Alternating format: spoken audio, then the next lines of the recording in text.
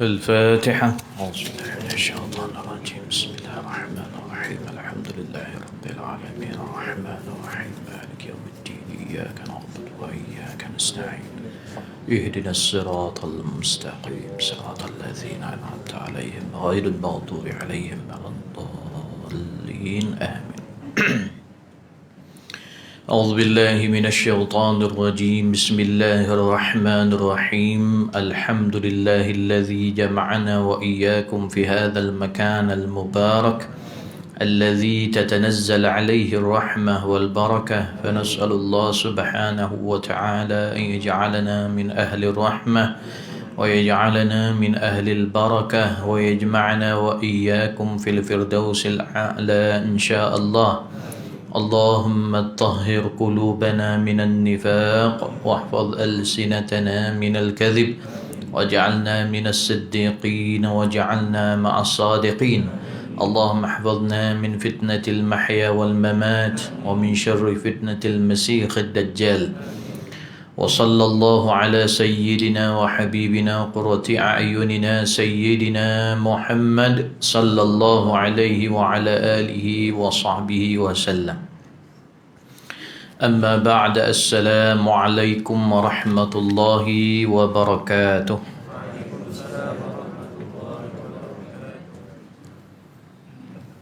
نويت التعلم والتعليم والتذكر والتذكير والنفع والانتفاع والإفادة والاستفادة والحث على تمسك بكتاب الله وسنة رسوله والدعاء إلى الهدى والدلالة على الخير ابتغاء وجه الله مرضاته وقربه وثوابه سبحانه وتعالى. الحمد لله. Syukur kita kepada Allah Subhanahu wa ta'ala dengan limpah dan rahmat daripada Allah. Maka Allah Subhanahu wa ta'ala memberikan peluang kepada hamba-hambanya. Setiap hari Allah Subhanahu wa ta'ala memberi peluang agar kita kembali kepada Allah Subhanahu wa ta'ala dan beramal salih.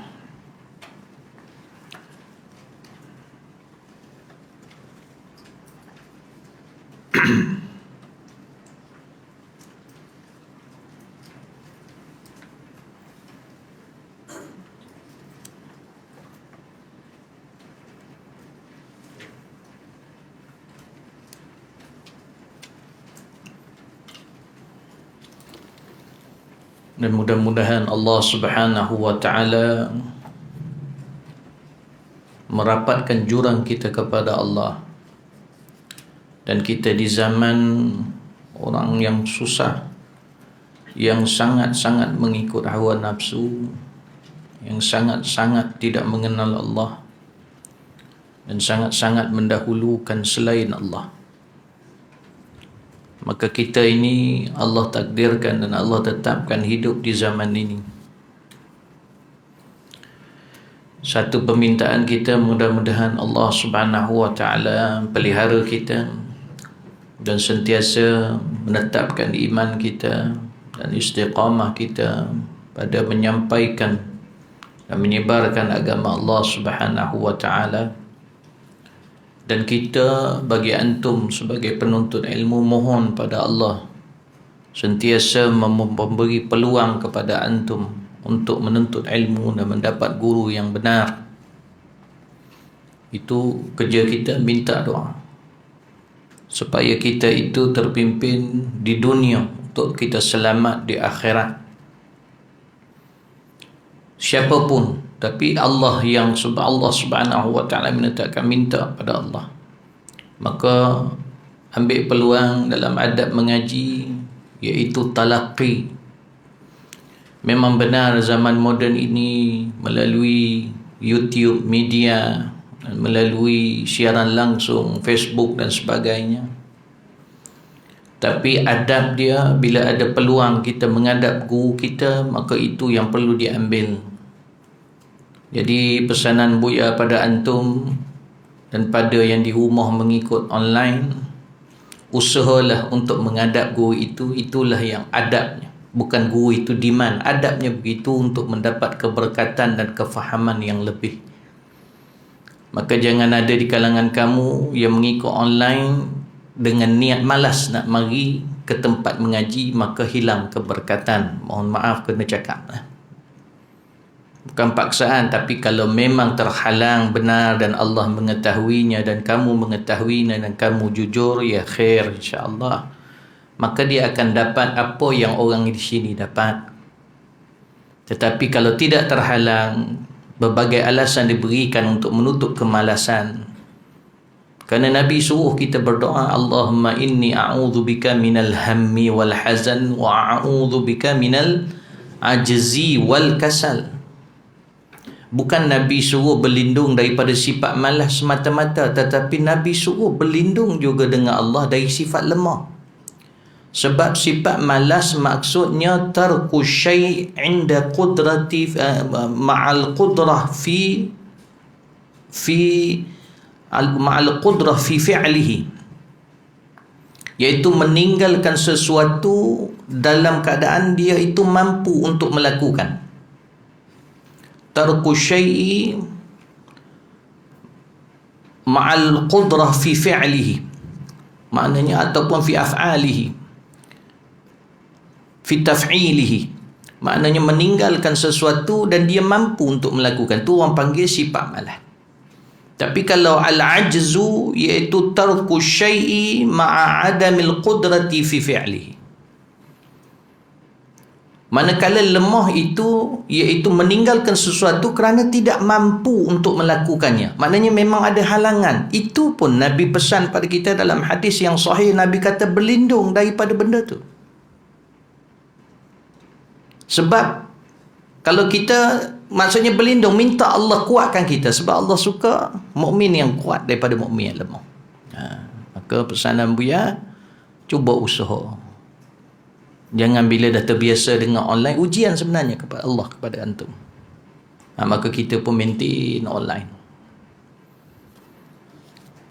Maka insya-Allah mudah-mudahan kita faham adab-adab itu, supaya kita dapat sebagaimana pengajian yang dilakukan di zaman Rasulullah sallallahu alaihi wasallam. Bukan kita merendahkan pengajian sekarang dengan online. Itu satu cara, macam pandemik, you buat online, usaha mereka, ya. Tapi yang Buya nak beritahu di sini, maka kalau sekiranya sudah diperbolehkan dan dibolehkan, maka ambillah yang afdal. Kan itu Nabi ajar kita berdoa, Allahumma ja'alni minal ladzina yastami'una al-qawla fayattabi'una ahsanahu. Ya Allah, jadikan aku golongan yang mendengar kata, maknanya kata-kata yang benar, dan jadikan kami golongan yang mengikut sesuatu yang terbaik. Maka bila ada yang terbaik, ikut yang terbaik. Kenapa mesti kita suruh, kita ajar diri kita ikut yang tidak terbaik? Boleh faham? Maka insya-Allah kita menyambung kembali pengajian kita insya-Allah, iaitu melalui kitab kita Syekh Abdul Samad Al-Falimbani, Hidayatus Salikin, menyambung kembali. Qala al-muallif rahimahullah ta'ala wa nafa'na bi ulumihi fid darain amin. Setelah itu maka baca olehmu subhanallah 3 kali. Subhanallah 33 kali. Dan maka bacalah kamu selepas itu subhanallah 33 kali. Dan engkau baca pada akhirnya subhanallahi wa bihamdih, maka engkau baca alhamdulillah 33 kali, dan engkau baca pada akhirnya alhamdulillah ala kulli hal. Maka baca olehmu Allahu Akbar 33 kali atau 34 kali supaya genap 100. Yang 34 tu supaya genap 100. Dan engkau baca pada akhirnya la ilaha illallah wahdahu la syarikalah lahul mulku wa lahul hamdu wa huwa ala kulli syai'in qadir. Ini susunan yang disebutkan oleh Syekh Ahmad Al-Qashasi Benda-benda itu, zikir-zikir itu semuanya ada warid daripada hadis Rasulullah SAW. Cuma susunannya diletakkan oleh para ulama kita dan berbeza susunannya mengikut pengalaman mereka, merasai akan kelazatannya, khibrah mereka pada apa yang mereka lakukan. Maka tidak ada masalah benda itu di dalam Islam boleh menerima. Sebab di dalam Al-Quran, di dalam hadis Nabi SAW membenarkan, mempunyai dalil mengkhususkan zikir dan juga mengkhususkan ayat-ayat Allah sebagaimana yang berlaku para sahabat. Yang kadang-kadang dia itu mengkhususkan baginya dengan surah Al-Ikhlas, ada yang mengkhususkan baginya suka kepada surah Yasin. Maka dalilnya ada. Maka tidak adalah benda ini dipanggil sesuatu yang bid'ah mungkar, tidak. Maka boleh. Macam yang di sini disebutkan subhanallah dan diakhirkan dengan subhanallah bihamdih. Subhanallah, subhanallah bihamdih itu ada, diajar oleh Nabi dan disuruh kita membacanya subhanallah bihamdih pada pagi dan petang kita. Bukanlah bila kita menyusun itu membuktikan bahawa kita itu lebih baik daripada ajaran Nabi. Dah. Itulah ajaran Nabi SAW. Nabi berikan dan Nabi tidak menetapkan, meluaskan rahmah kepada ummahnya, bagaimana dia merasa sedap bila dia nak baca. Cuma penyusunan ini mestilah kepada orang-orang yang alim, orang-orang yang sudah berguru, bukan macam kita ni. Jangan pandai-pandai nak susun ikut suka. Boleh faham tak? Tu note yang paling penting sekali. Kan pakat-pakat semua pakai susun sendiri. Dia kena ada guide, kena ada sandaran kepada guru-guru. Lebih-lebih guru-guru yang bersanad. Rahmah daripada Allah Subhanahu wa taala. Kerana itu disebutkan, diakhirkan dengan subhanallah bihamdi. Alhamdulillah pula diakhirkan dengan alhamdulillah ala kulli hal. Itu yang kita kadang-kadang amal tu. Subhanallah, subhanallah, subhanallah, subhanallah. Akhirnya subhanallah bihamdi adada, subhanallah bihamdi adada, macam mana? Subhanallah, subhanallah. Yang orang baca tu, imam baca tu. Tanya semayang ingat pula subhanallah. Tapi adalah tu subhanallah bihamdi. Kuat sikit. Daiman subhanallah bihamdi daiman qa'iman abada alhamdulillah. Itu ada susunan para ulama yang letak pula, iaitu subhanallah bihamdi daiman qa'iman abada. Nak beritahu bahawa Maha Suci Allah dan pujian baginya qa'iman abada, sentiasa dilakukan istiqamah dan sentiasa selama-lamanya, qa'iman abada. Bahkan kalau kita tak sebutkan, pujian itu tetap ada daripada makhluk yang lain. Alhamdulillah, kemudiannya alhamdulillah, alhamdulillah, alhamdulillah, alhamdulillah, alhamdulillah ala kulli halin wa fi kulli halin wa ni'mah. Allahu akbar.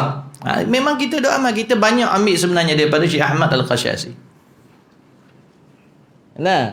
Kemudian kita Allahu akbar sampai habis Allahu akbar. Cuma dekat sini dia beritahu dan engkau baca pada akhirnya terus kepada la ilaha illallah kita, Allahu akbar kabira, alhamdulillahi katsira, subhanallahi bukratan wa asila, la ilaha illallah wahdahu la syarikalah.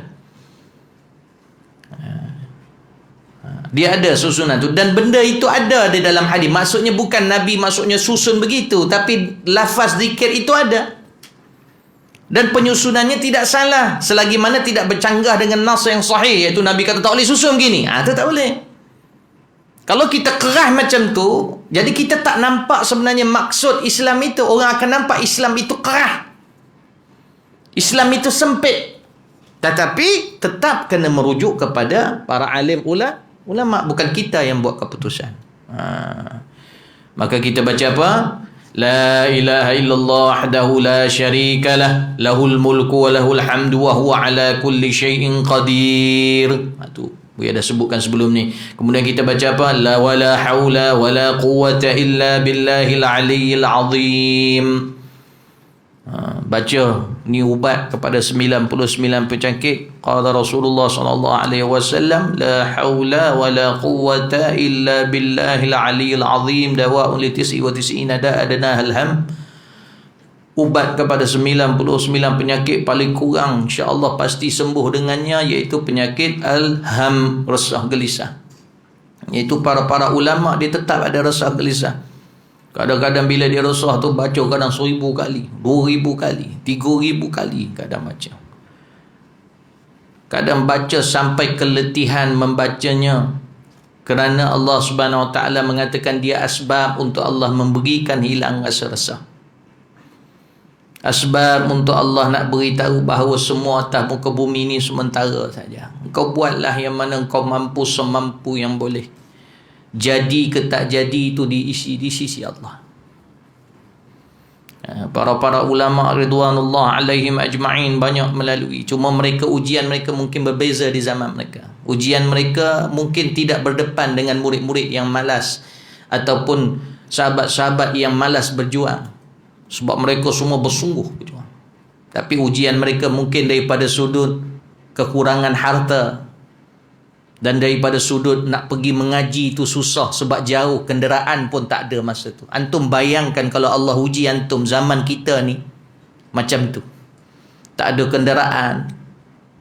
Naik kalau ada kenderaan pun unta lah begitu. Lepas tu jauh nak kena melalui padang pasir.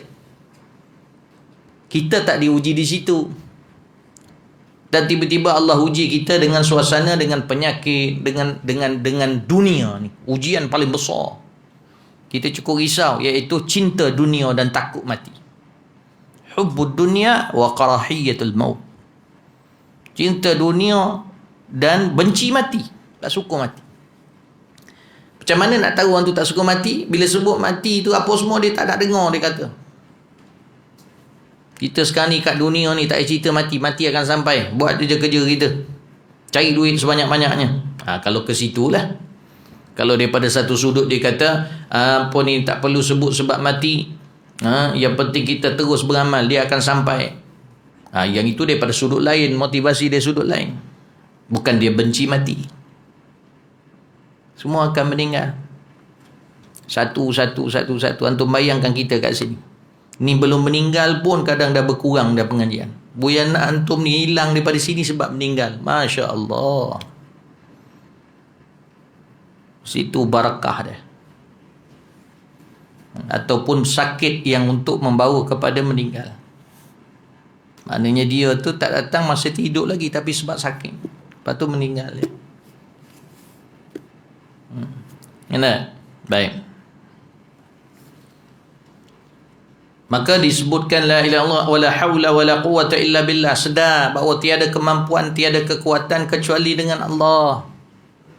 Kita memang nak buat yang terbaik di atas muka bumi Allah ini. Tapi sejauh mana kemampuan kita? Jangan pula kata ni sebab Allah tak izin, duk pakai tu aja sebab supaya apa ni, maknanya pakai tu dengan niat yang salah contoh. Benda tu betul, tapi niat salah, iaitu nak alasan benda tu yang kita tak buat. Padahal Allah tahu dalam hati, wa huwa aladdul khisam. Wa yushirullah ala ma fi qalbihi wa huwa aladdul khisam. Allah bersaksi apa yang ada dalam hati dia, dia penuh pemusuhan dengan Allah. Banyak tentangan dia kepada Allah. Jadi kita jangan akui kalau kita lemah, akui kita lemah. Bila kita berdepan dengan guru dan sebagainya, jangan cepat. Akui, sedar datang tu dalam keadaan nak guide. Jangan kelang kabut. Kadang-kadang kita ni terlalu kelang kabut. Ini pesanan untuk semua. Kadang-kadang Buya dapat melalui seseorang, tapi Buya kongsi bukan nak mengaitkan. Buya tak sebut nama. Kecuali kalau Buya sebut nama pun yang duduk dalam di depan ni. Nak malu apa? Buya nak ajar jangan malu dengan makhluk ni. Dia orang pun lebih kurang je. Korang Buya tahu lagi bagus. Dia orang ni Buya tak tahu. Tak apa lagi teruk orang. Kurang-kurangnya kita di-guide. Lepas tu rasa bangga. Buya sebut nama aku. Lepas tu begitu. Fikir yang positif. Boleh faham tak? Adab. Bila datang jumpa guru. Contohnya apa ni, Ustaz, saya ni begini. Contoh. Bagus ada yang bertanya-tanya apa sembahyang Buya. Saya ni bagaimana? Ni nak solat maghrib. Ni contoh. Suami saya balik kerja. Jadi nak makan dulu ke nak semayang dulu? Bagus. Maknanya mungkin kita kat situ keliru nak dahulukan mana. Tiba-tiba ustaz tu mengatakan bahawa makanan dah disediakan belum? Memanglah kena sediakan. Dia nak balik nak makan. Jangan gelabah macam tu. Kenapa sangka buruk dengan guru kan? Astaghfirullahalazim. Dia tanya tu sebab Nabi ajar kita, kalau makanan dah tersedia, maka makan dulu. Kita ni dah bersangka buruk, dah anggap kita ni macam guru ni kata siapa suruh sedia makan. Dia tak cakap begitu. Nampak sangat. Latih buang benda tu ya. Latih buang tu. Adab tu tak ada adab. Sebab guru dia boleh perasan. Jadi bila guru tanya makanan dah disediakan ke belum? Memanglah nak kata. Itu bukan jawapan dia. Jawab saja adab dia. Dah tersedia. Sangka baik. Jangan kita ni dah bersangka dari dalam. Ni ustaz ni nak kata aku yang salah lah ni. Dia ke situ. Bukan masalah tu. Dia nak tanya dah disediakan makanan ke belum? Maka jawabnya apa? Dah ke belum lah.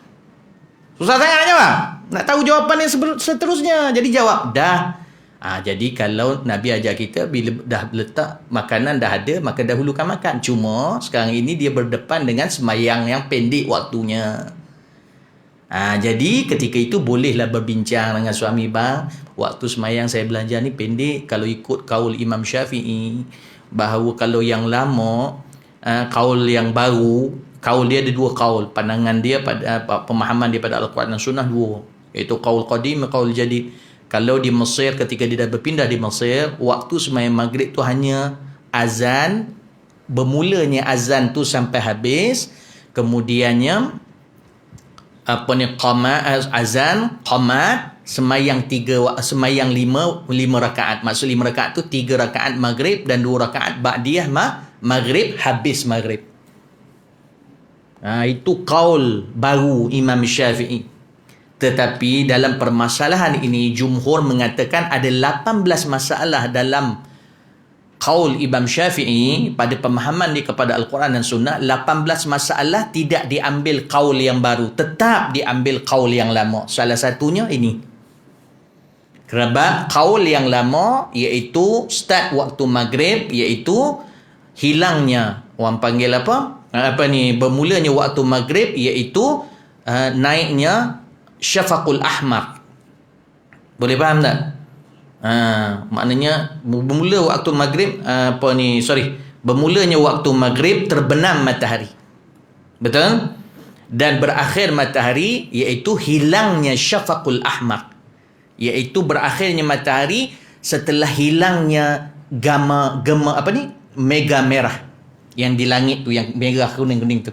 Itu hilang, gelap total, habis waktu maghrib. Jadi lebih panjang sikit berbanding dengan kaul yang pertama. Tapi still pendek. Jadi bincanglah, kata apa pandangan abang.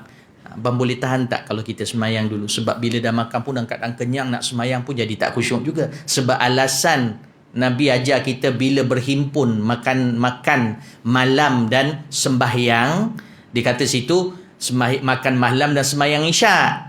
Tapi mungkin ada orang yang semayang makan awal, maka ketika itu bertembung juga dengan solat, dikiaskan juga pada itu. Jadi bertembung dengan maghrib. Jadi macam mana?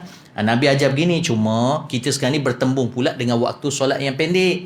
Sebab yang Nabi sebut tu waktu solat yang panjang, isyak. Jadi macam mana kalau dia kata abang ni kalau tak sebab kalau abang tujuh dan alasannya suruh makan dulu supaya khusyuk. Tak ada semayang perut lapar dia tak khusyuk. Jadi sekarang ni maghrib pula pendek. Kalau abang makan sekalipun dia tak khusyuk juga sebab perut penuh. Kalau abang tahu tak, kalau ambil jalan tengah, suap dulu apa-apa sikit-sikit, kuih atau sebagainya untuk isi perut, lepas tu semayang, lepas tu makan. Bincang elok-elok, mudah-mudahan Allah bukakan hati suami dan hati kita. Boleh? Jadi jaga adab bila bertanya soalan ya, improvekan. Jangan terus kata aku malas nak tanya dah lah kena. Padahal muka kau hiduplah kau dengan kesalahan kau. Bahagia kan? Jadi yang dekat dengan Buya ni, yang selalu ditegur, syukur. Walaupun cara Buya ni tegur ni kasar. Tak tahan pergi cari ustaz lain yang lembut. Buya tak paksa. Tapi nak bersama Buya begitulah. Tinggal seorang pun tak apalah. Boleh faham tak? Dan style Buya pula, Buya kongsikan supaya faham. Jangan Dan ajar diri antum jangan tengok orang yang Buya cakap. Tengok diri kita. Aku ada kena tak tu? Oh, kena. Betul kan? Boleh faham? Ya, khair. Baik. Mana baca Allahumma. Lepas tu baca apa? Allahumma la mani'a lima a'taita. Wala mu'tiya lima mana'ta. Wala radda lima qadaita. Wala yanfa'u dhal jaddi minkal jadd. Ini Buya nak terangkan sikit.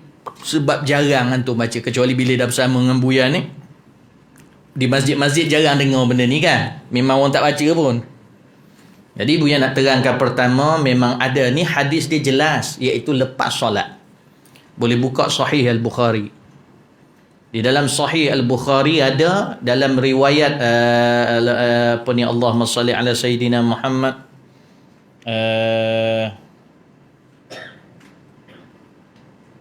Allahumma salli ala Sayyidina Allahumma la mani'a lima a'taita wa la mu'tiya lima mana'ta. Ada juga dalam satu riwayat lafaz yang makna yang sama, iaitu Imam Baihaqi. Imam Baihaqi, dan hadis itu sahih ala syarti Muslim. Dia bukan dalam Sahih Muslim, tapi kalau ikut syarat Imam Muslim, macam mana nak kata hadis itu sahih? Hadis ni kena dengan syarat tu. Kerana itu ada setengah hadis mungkin tidak diriwayatkan Imam Muslim, tetapi dia sahih mengikut syarat Imam Muslim. Boleh faham tak? Maknanya hadis sahih lah. Baik. Di sini Buya bukan nak ajar hadis sahih maknanya Buya hentam hadis dhaif. Tak. Kita ahli sunnah wal jamaah, hadis dhaif pun boleh beramal. Cuma nak beritahu ni sekadar ilmu untuk antum pakai. Boleh faham? Jangan pergi ikut pula. Cuma Buya buat macam tu sebab zaman sekarang ni nak betul, nak berdepan dengan puak-puak yang asyik sahih ni, dhaif ni dia anggap macam dah tak betul lah. Baik. Maka hadis ni dia berlaku ini kalau dalam riwayat Imam Baihaqi, Muawiyah ketika tu jadi pemimpin di Kufah. Muawiyah. Subhanallah. Tu pasal kita jangan mencerca para sahabat, walaupun kalau kita tengok ada peperangan di antara dia dengan Ali. Itu kita tutup mulut. Kita tak tahu kisah dia macam mana dan tapi dia seorang pemimpin yang baik juga. Yang mana dia pernah tulis surat kepada seorang sahabat Nabi juga, yang seorang lagi yang alim, nama dia Mughirah bin Syu'bah. Di antara surat tu dia minta Mughirah bin Syu'bah ni beritahu pada dia tentang hadis Rasulullah, sebab Mughirah bin Syu'bah ni banyak apa hadis. Maka dia nak orang panggil peringatan. Tolong hantar apa yang aku sebagai pemimpin aku nak buat apa. Dan ini kena dengan orang awam sekalipun. Maka ketika itu Mughirah bin Syu'bah tulis kepada Muawiyah. Dalam surah, kalau dalam Sahih Al-Bukhari, terus dengan lafaz yang pertamanya bahawa Rasulullah sallallahu alaihi wasallam innahu kana Rasulullah sallallahu alaihi wasallam yaqulu fi duburi kulli salawat, iaitu Nabi baca setiap kali lepas sembahyang. Boleh buka Sahih Bukhari. Apa Nabi baca? Allahumma la mani'a lima a'taita wa la mu'tiya lima mana'ta wa la radda lima qadaita wa la yanfa'u dhal jaddi minkal jadd. Ada setengah riwayat disebut Nabi membaca la ilaha illallah wahdahu la syarikalah lahul mulku wa lahul hamdu yuhyi wa yumiitu wa huwa ala kulli syai'in qadir. Allahumma la mani'a lima a'taita wa la mu'tiya lima mana'ta wa la radda lima qadaita wa la yanfa'u dhal jaddi minkal jadd. Benda ni jelas macam tu, kenapa kita tak apalah, kita jangan salahkan. Cuma kalau boleh tambah.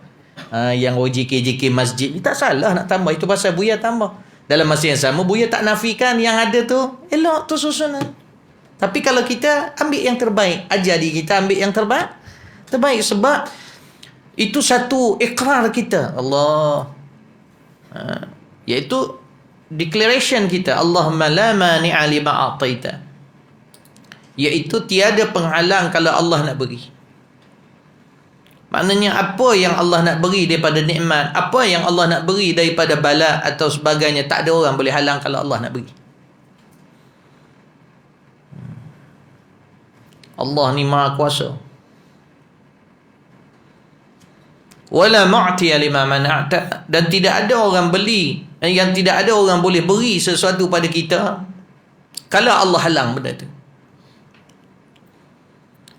Maknanya kalau ada orang berkumpullah satu bangsa nak menghancurkan kita sekalipun, tapi Allah tak beri, dia takkan jadi. Siapa pun nak naya kita, pegang tu. Siapa pun macam-macam lah nak buat apa-apa.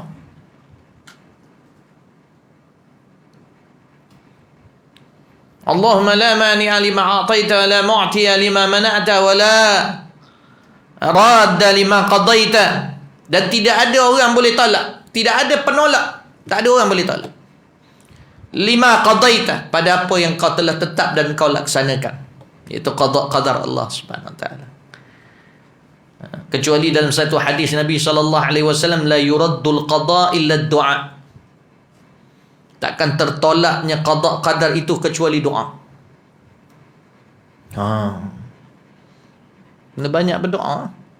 Maknanya bukanlah doa tu jadi menolak. Maksud dia dekat situ, bila kita berdoa, tidak mustahil Allah mengizinkan benda itu tidak berlaku. Itu hak Allah. Bukan dengan doa tu kita boleh tolak. Dah, dengan izin Allah juga, dengan bantuan Allah juga. Ya khair insya-Allah. Maka kerana itu disebutkan Allahumma la ma'ni lima a'taita wa la mu'tiya lima mana'ta wa la radda lima qadaita wa la yanfa'u dzal jaddi minkal jadd. Dan tidak ada manfaat dzal jaddi, orang-orang yang mempunyai jaddi, maksudnya mempunyai al-hadzi wal ghina. Tidak ada manfaat orang-orang tuan-tuan yang mempunyai kekayaan, ingat ni. Dan tuan-tuan yang mempunyai pangkat, kedudukan, ganjaran di dunia, hebat macam mana sekalipun, tak ada manfaat minkal jadd. Iaitu tidak ada tu. Dan pertama, tafsiran dia, daripada engkaulah kekayaan itu, yang membawa maksud, maknanya bila tidak ada manfaat benda itu, kekayaan itu yang daripada Allah itu, di sisi kekuasaan Allah dan kekayaan Allah, tak ada manfaat.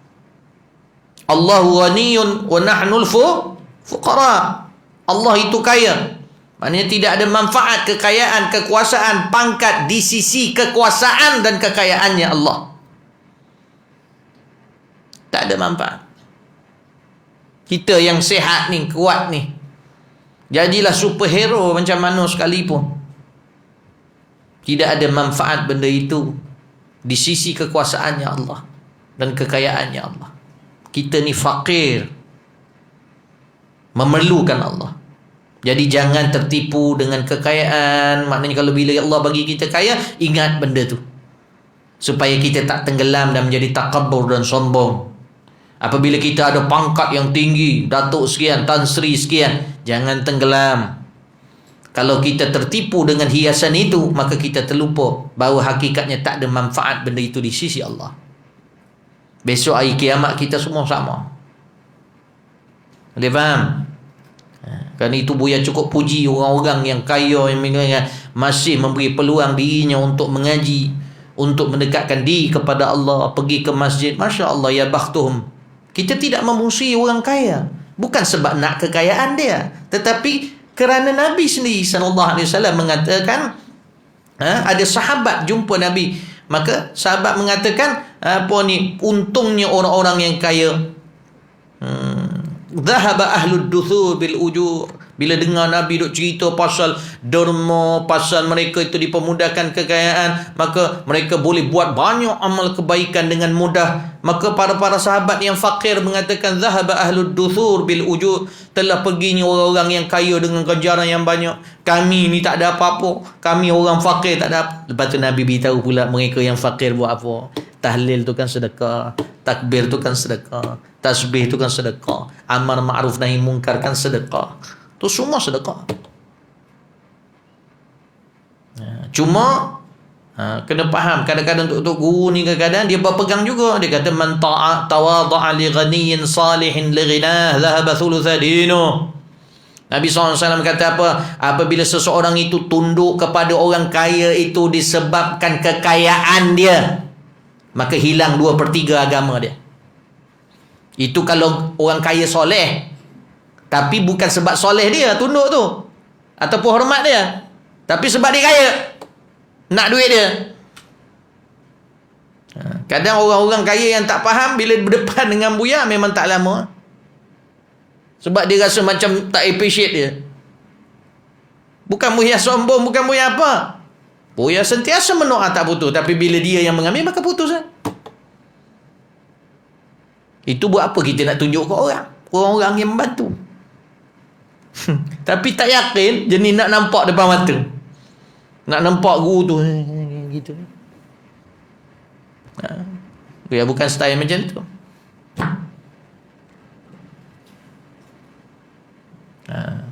Tak perlu nak tangkap-tangkap gambar, nak tunjuk cek ke apa, tak perlu. Sebab buaya bukan sekadar guru yang buka sekolah, buaya mentarbiah. Jadi kalau yang tak betul, buaya kata tak betul. Ya, faham? Begitu. Jadi kadang nampak macam, oh tak appreciate lah ni, tak payahlah bagi. Engkau lah yang rugi. Apa masalahnya? Kalau Allah malamani alima ataita, tak ada pahala kalau Allah nak beri. Kecuali kalau Allah memang tetapkan, contohnya tak dapat apa-apa, ataupun kita ni dah tak boleh berdakwah, itu Allah dah tetapkan memang Allah tak bagi, maka itu seorang pun tak boleh halang. Itu je lah. Boleh faham tak? Tapi untung buaya ni kadang bila orang tanya yuran sekolah, buaya duk tanya, nampak macam berkira. Tapi orang yang betul-betul dekat dengan buaya, buaya apa dalam poket ni, kalau ada orang depan buaya, buaya keluar semua. Bukan nak menunjuk ni, bukan na'udzubillah min dzalik, astaghfirullahalazim. Tapi nak beritahu. Buat apa? Mungkin ada yang pernah tengok. Wallahu alam, kalau yang perasan. Buaya tak kisah. Apa yang ada dalam beg duit keluar lah masa tu. Kalau ada 100 lah. 100 lah. Buaya tak kisah. Tapi bila yuran, bila buaya tekan dan sebagainya, sebab itu tanggungjawab kau. Anak-anak kau makan sini. Boleh faham tak? Ayo. Doakan sampai satu tahap madrasah ni tak ada yuran langsung. Alhamdulillah, memang buaya berniat macam tu. Tapi buat masa ni tak boleh. Kalau semua tu satu fikiran, tak boleh lah. Pasal apa? Ini masing-masing. Ada pula kadang-kadang ada sekolah yang nak gaji tapi tak nak kerja. Ambil alasan pandemik. Nak gaji jalan tapi tak nak kerja. Payah juga. Pelik lah. Kadang tak faham ada jenis-jenis orang. Ada jenis orang kata, Allah ini pasal pandemik PKP ni lah budak-budak jadi hafalan dia ni, sebab duduk kat rumah. Jadi hafalan dia lemah, Allah tunjuk bukan main lagi. Bila kita buat pula kelah kata ni sepatut PKP, patut cuti lah. Yang pergi buat apa? Kau nak apa sebenarnya? Kau pergi buka sekolah kau lah, mangkuk tingkat betul. Hati kau ni sebenarnya tak jujur lah. Orang lain cuti, kita sekolah pula. Tak pun pergi mati cepat lah. Kerja tak payah, apa semua tak payah. Tapi masalahnya mati tu bukan di tangan kita. Jadi sebelum mati buatlah amal kebajikan. Macam-macam. Dia faham tak? Jadi muhasabah di masing-masing. Jadi itu ada hadis dia. Yang itu pun sahih, yang ini pun sahih, walalafan beza. Tapi hadis tu panjang sebenarnya. Bukan sekadar itu saja. Cuma dalil Nabi yang nak beritahu. Kalau yang seterusnya Nabi sebut wa yanha ani wa innahu kana yanha ani thalatha. Mughirah terus tulis, dan Nabi SAW menghalang kita daripada 3 perkara. Iaitu uququl ummahat, menderhakai ibu-ibu. Di situ para ulama kata masuklah termasuk bapak-bapak. Cuma diletakkan nama ibu kat situ sebab dia yang kerap dengan kita. Ayah kita dan menjaga kita. Maka ibu-ibu kandung kita jaga elok-elok. Bagi suami isteri, maka suami ibu kandung dia yang pertama, kemudiannya isteri pula suami dia yang pertama. Tapi jaga hubungan lah. Maksud bincang elok-elok. Kecuali kalaulah dia tu bersangka baik lah. Maknanya isteri berbuat baik pada ibu mertua dia sebab kewajipan dia buat. Suami pula jangan ambil kesempatan paksa pula isteri buat semua kerja, dia melepak je macam orang raja. Tak betul juga. Dia lah yang patutnya berkhidmat, isteri dia bantu. Jangan jadikan pula isteri dia tu pula hamba mak dia. Dan isteri pula bila buat ikhlas, jangan demand. Jangan kata aku buat ni, abang buatlah. Tak betul juga begitu. Takut tak dapat apa-apa. Kemudiannya ibu isteri pula berbuat baik dengan ibu isteri. Kalau suami, maknanya ada ziarah dia, kecuali kalau berhadapan, contohnya ibu dia sakit, tenat ibu kandung dia, maka dia kena jaga lebih. Ibu mertua kena faham lah. Itu bagi orang awam. Kena pula kalau suami dia itu seorang pendakwah, seorang yang murabbi, maka masing-masing kena faham. Bukan ibu mertua saja, ibu kandung pun kena faham, mertua pun kena faham.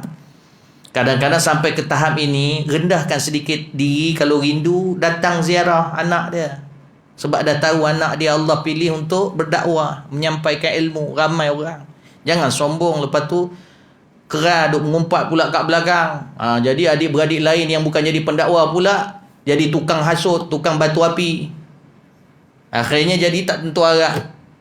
Kalau berlaku macam ni, biasanya pendakwa-pendakwa dan ahli ulama ni kalau diuji Allah dengan tu, dia serah pada Allah saja. Dan kadang-kadang ada sampai satu tahap berjumpa, tidak berjumpa itu lebih baik, sebab bila berjumpa mendatangkan mudarat yang lebih besar. Maka tak apa, biar orang nak kata apa sekalipun. Tapi kalau kita ni tidak ada benda yang menghalang kita, maka cuba bagi elok-elok. Kita ni bukan dibebankan dengan sesuatu yang mesti meraih orang lain. Maka kita sekadar kerja kita, balik petang, ada cuti hujung minggu, baliklah. Sekali-sekala balik rumah ibu kandung kita, kan? Sekali-sekala balik rumah mertua kita. Apa masalah, Kecuali kadang ada orang kata, ustaz, saya ni ustaz, okey ustaz, tapi bila balik tu orang benci saya, orang sangka bukan-bukan dengan saya, jadi asyik, bila balik asyik bergaduh je. Jadi macam mana? Kurangkan balik, sebab kalau balik asyik bergaduh je. Bila kurang balik tu pun mungkin dia akan kurang, tak ada bercakap yang tak elok. Tak ada ustaz, saya dah try kurang balik. Bila dah kurang balik pun macam tu juga. Lagi pula perli-perli yang cukup tinggi. Balik juga ingat dah mati. Masya Allah, tabarakallah. Jadi kurangkan lagi telefon. Jangan putus. Telefon. Macam ibu, sebab isteri kita tu mak dia. So isteri kita telefon, tanya khabar, apa khabar, tunjuk mana kita ni concern, doakan dia. Susah, kadang-kadang kita tak tahu. Kadang ibu kita baik, bapa kita tu baik, tapi kelilingnya banyak syaitan, jadi juga masalah. Wallahu ta'ala alam. Pandai-pandailah, rujuklah para ulama. Kecuali kalau kita dah ada ilmu, ikut je lah. Ikutlah aturan macam mana diajar kepada kita. Macam zaman Rasulullah dulu kan macam-macam. Cuma bezanya ibu-ibu mereka tu kafir lah. Tetapi Nabi tak suruh putus. Tapi ada je ibu yang mogok lah macam-macam. Jangan ikut Nabi Muhammad, jangan ikut dia dan sebagainya. Betul tidak? Ada zaman Sayyidina Umar pun begitu. Bahkan di zaman Rasulullah ada Sayyidina Umar pula dia ibu sahabat dia mogok. Sayyidina Umar kata tak apa, pergi je tinggalkan mak kau tu. Asal mak kau mogok apa?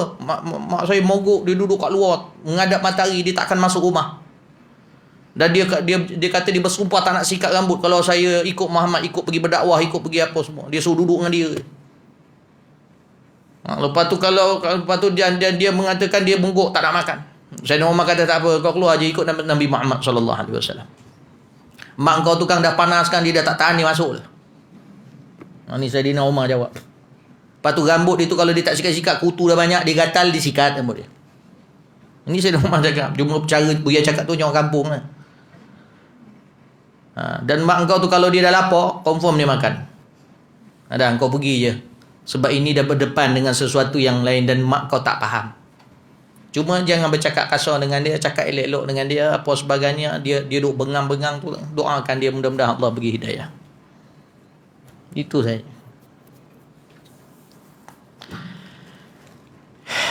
Baik, Allahumma la mani'a lima a'taita wa la mu'ti'a lima mana'ta wa la radda lima qadaita wa la yanfa'u dzal jaddi minkal jadd. Allahumma salli. Jadi jelas itu nah. Jadi kalau boleh amal benda tu ada sandaran dia. Jadi takut kang penuh sebelum ni duk dengar-dengar ada ke ni? Ada ke? Ni Buya ni baca macam ni tak ada ni. Kita tak biasa amal. Yang kau orang amal tu pun kita pun kadang tak faham, tak pernah tanya pula ada ke sandaran ke tidak. Jadi janganlah cepat sangat menggelabah. Boleh? Cuma bila jadi imam, Nabi ajar satu je, dia punya titik atas kali. Iaitu ringankan makmum. Jadi kalau nak ringankan makmum, meringan macam mana? Kalau zaman Rasulullah mungkin ringan dia berbeza dengan ringan sekarang. Ringankanlah yang macam kita baca tu. Kalau ada benda-benda yang mendatang selepas tu, maka ringankan, tak ada masalah. Dan minta Allah beri taufik supaya kita dapat baca semua ni. Dia antara ringan dia lajukan sikit baca, cuma laju yang jelas bacaan. Biar kalau menjadi imam ke apa kan, kat batu 10 ke apa, Buya baca je. Cuma Buya tak baca Asallallahu asyhadu an la ilaha illallah wa la syarikalah ilahan wahidan rabban syahidan wa nahnu lahu muslimun kan. Buya baca je Asallallahu azim. Baca juga Allahumma la mani' lima a'taita wa la mu'ti lima mana'ta wa la radda lima qadaita wa la yanfa'u dzal jaddi minkal jadd. Allahumma a'inna ala dzikrika wa syukrika wa husni ibadatik. Lepas tu baca ayat kursi. Kemudiannya subhanallah kan. Alhamdulillah Allah akbar. Kemudiannya bahkan Buya ringan, Buya tak baca subhanallah bihamdi qa'iman abadan alhamdulillah, tak ada. Lepas tu dah baca doa. Kadang-kadang bila orang jemput Buya tahlil ke apa benda dulu-dulu ni lah, bila Buya pergi tahlil, Buya minta buku tahlil, Buya baca doa yang ada dalam tu. Mungkin setengah orang awam ni dia zaman sekarang orang panggil apa, netizen lah. Bila tengok ustaz pun masih baca lagi. Korang ni buat kerana siapa? Kau nak tunjuk kat orang ke kau hafal? Kan aku baca wirid aku lah, kau kecam pula. Ini lain ni. Ini dah ayat pen ni mungkin ni. Kena pula ayat pen pun terperanjat. Aku tak ada kena-mengena dengan budak ni. Kau tak ada kerja lain ke? Astagfirullah. Kesiannya zaman sekarang ni. Lidah ni jaga. Walaupun kau kata tangan yang menaik, lidah. Sekarang ni dalam YouTube tu hati-hati macam-macam. Kalau fitnah aja, antum duk dengar sekali benda tu, antum pun dapat saham. Orang cakap tu, cakap ni. Style dia tulis gitu. Contohlah, Nilofa dah berpisah dengan sekian. Siapa tu? Haris. Piyu Haris. Nilofa telah berpisah dengan Piyu Haris. Lepas tu dibuat tanda soal. Jadi tak kena saman. Tapi menimbulkan fitnah. Kau tak tahu, kau jumpa Nilofa pun tidak, Haris pun tidak, kau jumpa apa tu macam-macam mau kutuk dia. Itu Buya terbaca lah. Yang lain kau malah baca dah. Yang seterusnya aku tak tahu apa cerita kan. Kan? Jadi lepas tu yang komen tu pula yang tak kahwin-kahwin lagi. Memang tak kahwin lah kau sama kesudah. Macam orang perempuan dan sebagainya. Orang perempuan banyak juga komen-komen yang gitu. Islam ni cukup bagus. Kan? Allah dah tahu, Allah cipta itu pasal orang lelaki boleh kahwin 4. Ustaz ni masuk ke situ pula. Tak, memang betul. Tu hikmah. Orang perempuan berapa banyak. Lepas tu dari kajian sains, orang perempuan lebih kurang kena penyakit banding orang lelaki. Tu pasal Allah letak tu. Lepas tu yang berapa ramai dekat negara-negara barat tu, perempuan-perempuan yang tak berkahwin jadi perempuan simpanan. Bila jadi perempuan simpanan, kadang-kadang ada setengah tu sanggup, bang, saya tak mau dia jadi isteri abang, nak jadi simpanan ke, nak apa ke, lantar abang lah. Kadang bila buat macam tu, bila perempuan simpanan, kalau negara-negara barat, simpanan, perempuan-perempuan yang tu, dia orang tak ada hak isteri tau. Maknanya tak ada perlu bagi nafkah, tak wajib. Naya dia. Tu pasal Islam bagi kahwin 4, tapi 4-4 tu mesti dapat nafkah zahir dan batin. Lepas tu atas si suami lah pula menanggung kalau dia tidak adil kat situ. Adil yang bermaksudnya adil zahir. Sebab dalam ni memang susah tu ada dalam hadis Nabi. Sebab Nabi kadang-kadang kalau dalam ni dia lebih kasih Aisyah berbanding dengan yang lain. Yang tu tak payah tanyalah. Kadang contohnya suami kita ni, contohnya 4 orang isteri pun tanya, abang saya nak tanya abang, saya isteri abang yang sulung, saya nak tanya abang sayang siapa lebih. Jangan, soalan tu tak boleh tanya. Tak elok. Suami pun bersalah. Suami pula jadi bohong lah, sayang semua. Abang sayang semua termasuk si Zaleha. Bang, mana ada si abang nama Zaleha? Ni siapa pula ni? Alamak, tersasul pula. Sebab dia rancang kalau yang tu ni mati, dia nak ambil yang tu. Kan? Kan tak pasal-pasal, ada cerita lain. Dah padan muka kau. Memang pasal perempuan rasa itu naluri dia. Jadi itu jihad untuk orang perempuan. Kalau diuji Allah, kalau rasa takut tak mampu, minta doa, ya Allah janganlah kau uji aku benda yang kau tak mampu. InsyaAllah kita jujur dengan yang itu, Allah tahu kita mampu tak mampu. Kalau kita tak mampu, Allah insyaAllah Allah tak uji. Tak adalah suami kita terkahwin lain. Betul? Baik, mana tadi? Allahumma salli ala sayyidina Muhammadin. Ni pun jarang-jarang orang baca juga ni. Allahumma, bukan yang selawat tu, yang ni. Allahumma salli, susunan beginilah. Allahumma salli ala sayyidina Muhammadin abdika wa rasulika nabiyil ummi wa ala alihi wa sahbihi wa sallim. Kullama dhakara kadh-dhakirun wa ghafala an dhikrikal ghafilun. Biasa dengar tu orang baca lepas mayang. Selalu kita baca ni masa bila? Tahlil kan? Cuba tengok lafaz tahlil tu. Macam mana dia tulis? Dia bermula dengan selawat tak? Ada tak buku tahlil? Itu dekat mana tu? Tu dekat mana tu? Dekat bahagian mana tu yang ada sebut tu? Allahumma kan? Macam mana lagu ni? Orang selalu baca tu. Allah, Buya pun tak ingat. Apa dia? Dah lupa dah. Baca tahlil tu tahu banyak. Tu bagusnya baca beramai-ramai. Ya la azadi makhluqatika sayyidina Muhammadin alihi wa sahbihi ada wasallim adada ma'lumatika wa midada kalimatika kullama dzakaraka dzakirun ghafala an dzikrikal ghafilun. Subhanallah. Antum bila kita baca tu, harap antum dah faham lah ke? Antum faham tak? Antum faham tak selama ni antum baca? Buya sangka baiklah antum faham. Tapi nak beritahu ialah, Buya pun tak berpeluang sebelum-sebelum ni nak syarahkan ni. Ni bila ada ni baru teringat. Kan? Antum kalau tengok, sebenarnya tu sambungan kepada selawat tadi tu. Sambungan pada selawat. Guru Buya, dia beritahu lafaz ni, masa Buya mengaji kat Mesir, jadi Buya cari tadi kat rumah. Dia kata ada dekat dalam muqaddimah Imam Syafi'i tu. Muqaddimah risalah, kitab risalah, kitab usul fiqh dan usul hadis ni kitab. Jadi kitab risalah ni Buya pun cari tadi. Dia ada kat muqaddimah. Jadi Buya nak pastikan dan nak puas Buya baca sebab ini muqaddimah yang ditahqiq, risalah yang ditahqiq. Jadi muqaddimah yang asal ni ni. Ni kalau kita asal dia tulis macam tu. Puas lah nak mencari muqaddimah. Ni dah disusun. Jadi muqaddimah yang ke-39. Sebab lafaz ini disebut para ulama kata berkemungkinan yang memulakan lafaz ini adalah Imam Syafi'i. Al-Imam Syafi'i radhiyallahu anhu. Lafaz selawat. Terus lafaz selawat tu tau. Dia sebenarnya sini lafaz selawat dia. Allahumma salli ala. Cuma Imam Syafi'i dia sebut begini. Allahumma salli ala sayyidina Muhammadin wa ala alihi wa sahbihi wa sallim kullama dzakarahu az-zakirun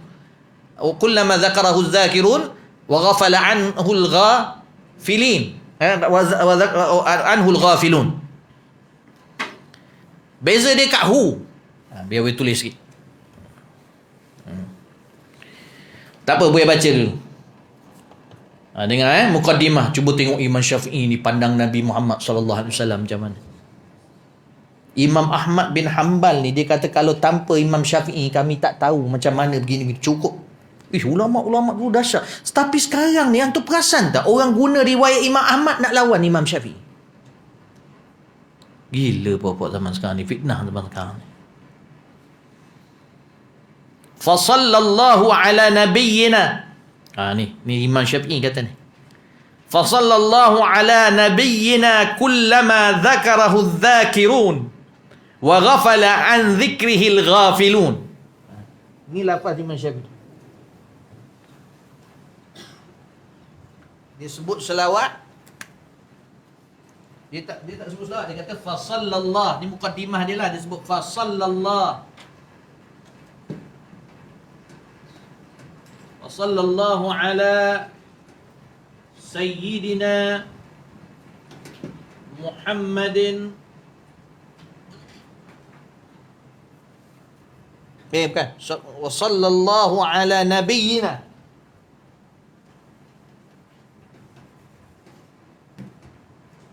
Ala nabiyyina.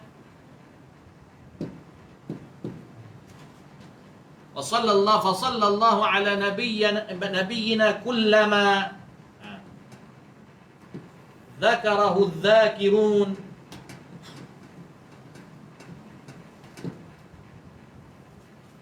وغفل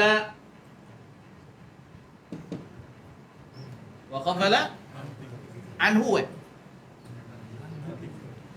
كلما ذكره الذاكرون وغفل عن ذكره وغفل عن ذكره الغافلون. Ganti betul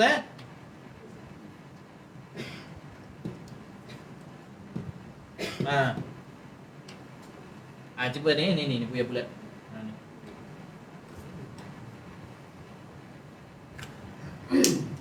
Ada setengah ulama dia orang ambil daripada lafaz Imam Syafi'i. Imam Asbahani tak silap. Imam Asbahani akan dicerita dia bermimpi Rasulullah sallallahu alaihi wasallam. Dan dia bercakap dengan Nabi tentang Muhammad bin Idris, iaitu Sayyidina iaitu Al-Imam Syafi'i. Maka Rasulullah SAW memuji Al-Imam Syafi'i di dalam mimpi Imam Al-Asbahani dan mengatakan, sebab apa kau puji dia? Imam Al-Asbahani tanya. Maka dia menjawab apa dia? Iaitu kerana Allahumma salli ala Sayyidina Muhammad.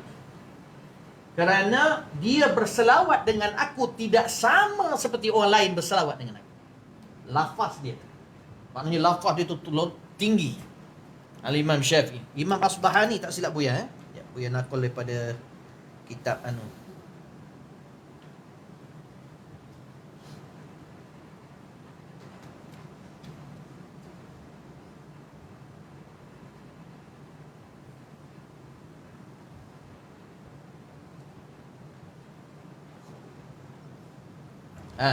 Al-Imam Al-Asbahani. Aku bermimpi Rasulullah SAW dalam tidurku. Maka aku bertanya pada Rasulullah. Fakultu lahu. Aku bertanya kepada Rasulullah, Muhammad ibn Syafi'i ibn Ammika hal khassastahu? Aku bertanya kepada Nabi Muhammad tentang Imam Syafi'i, adakah kau istimewakan dia dengan sesuatu? Maknanya kau istimewakan dia dengan sesuatu di sisi kau? Qala na'am. Rasulullah jawab dalam mimpi Imam Al-Asbahani. Imam Al-Asbahani imam terkenal. Sa'altu Rabbi Azza wa Jal alla yuhasibah. Apa yang dibagi pada Imam Syafi'i? Aku dalam mimpi. Tak boleh jadi hujah. Cuma ni nak beritahu mimpi orang soleh. Dia mimpi dan dia bertanya. Sebab dia mengaji dengan Imam Syafi'i. Maka dia bertanya Rasulullah SAW, apa yang kau istimewakan dia? Imam Syafi'i. Maka Rasulullah jawab kata, ya, na'am, aku memang istimewakan dia. Dengan macam mana? Dengan meminta kepada Allah supaya tidak menghisap dia. Ini dalam mimpi tu. Dalam mimpi tu Rasulullah kata pada Imam Asbahani, Imam Syafi'i ini Allah minta. Tak boleh jadi hujah, jangan salah faham. Tapi subhanallah, bagi Buya masing-masing. Maka bimadha ya Rasulullah? La qultu bimadha ya Rasulullah? Dengan apa yang dia buat yang kau sampai doakan dia begitu? Qala kana yusalli alayya salatan lam yusalli alayya mithluha. Kerana dia berselawat pada aku dengan satu selawat, lafaz selawat yang tidak ada orang selawat macam itu. Qultu wa ma tilka as-salah ya Rasulullah? Maka Imam Asbahani dalam mimpi tu tanya, solat tu macam mana selawat? Qala kana yaqul. Maka Rasulullah menjawab, dia berselawat dengan aku dengan menyebut Allahumma salli ala Muhammadin kullama dzakarahu adh-dzakirun wa ghafala anhu wa ghafala wa kullama dzakara dzakirun. Mana tadi? Tak. Buya nak baca yang dekat sini.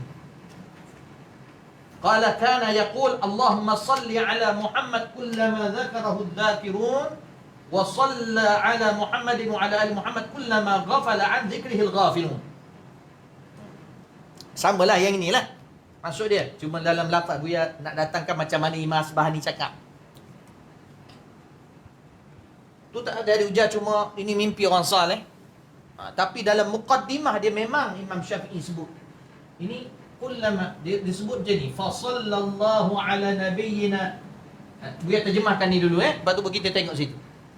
Maka telah berselawat oleh Allah ke atas nabi kita iaitu Sayyidina Muhammad sallallahu alaihi wasallam. Dengar dulu. Jangan ibu menulis kan kau tak faham. Maka berselawat oleh Allah ke atas Nabi Muhammad sallallahu alaihi wasallam kullama dzakarahu dzakirun. Ketika mana ataupun selagi mana ketika mana mengingati akan dia orang-orang yang makhluk-makhluk yang mengingati,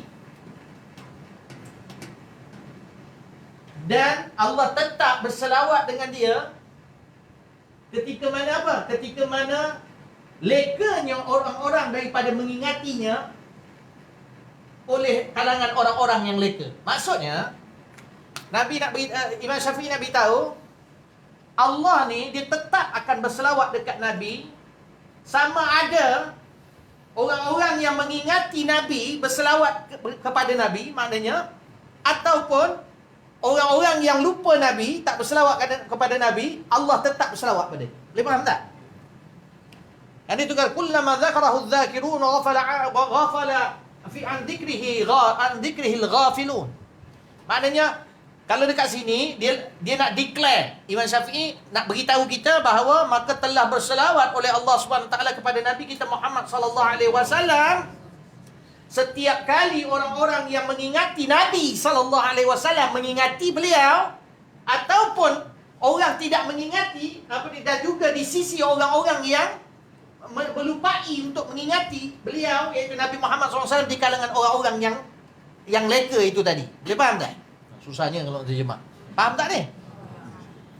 Maknanya Nabi nak beritahu Allah akan ingat di sisi orang-orang yang mengingati Nabi dan di sisi orang-orang yang tak mengingati Nabi. Maknanya orang yang tak ingat Nabi, walaupun dia tak ingat Nabi, Allah tetap ingat Nabi SAW. Allah tetap selawat pada Nabi SAW. Maknanya itu ta'zim Imam Syafi'i nak beritahu kepada selawat dia ke atas Nabi. Maknanya kau orang ni kat dunia ni, walau macam mana orang cemuh Nabi Muhammad SAW sekalipun, orang buat apa-apa, Allah tetap berselawat. Dan Allah berselawat dengan dia juga di sisi orang-orang yang mengingati Nabi SAW untuk berselawat. Dekat sini para ulama bahas cukup besar. Dan itu dalam muqaddimah ni disebut lagi. Wa shalla alaihi fil awwalin wal akhirin afdala wa aktsara wa azka ma shalla ala ahadin min khalqihi. Wa zakkana wa iyyakum bis salati alaihi afdala ma zakka ahadan min ummati bis salati alaihi. Ni sirah Imam Syafi'i. Wassalamu alaihi wa rahmatullahi wa barakatuh wa jazahu Allahu anna afdala ma jaza mursalan an man ursila ilaih fa innahu anqadhana bihi min al-halakati wa ja'alna. Ya Allah, engkau telah selamatkan kami daripada kecelakaan dengan sebab dia, iaitu Sayyidina Muhammad sallallahu alaihi wasallam. Wa ja'alana fi khairi ummatin ukhrijat lin-nas da'inina bidinihi alladhi irtada wastafa bihi malaikat. Panjangnya cerita pasal Nabi SAW. Selawat. Cuma yang bila kita dah sampai kat sini, kena faham dekat sini. Benda ni sebenarnya balik kepada sini. Cuma kalau kita tengok dekat situ, dia sebut Allahumma salli ala sayyidina Muhammadin. Ada setengah ulama baca begini, abduka wa rasulika nabiyil ummi wa ala alihi wa sallim kullama dzakaraka dzakirun. Yang membawa maksud dia diganti sini dengan ka. Betul?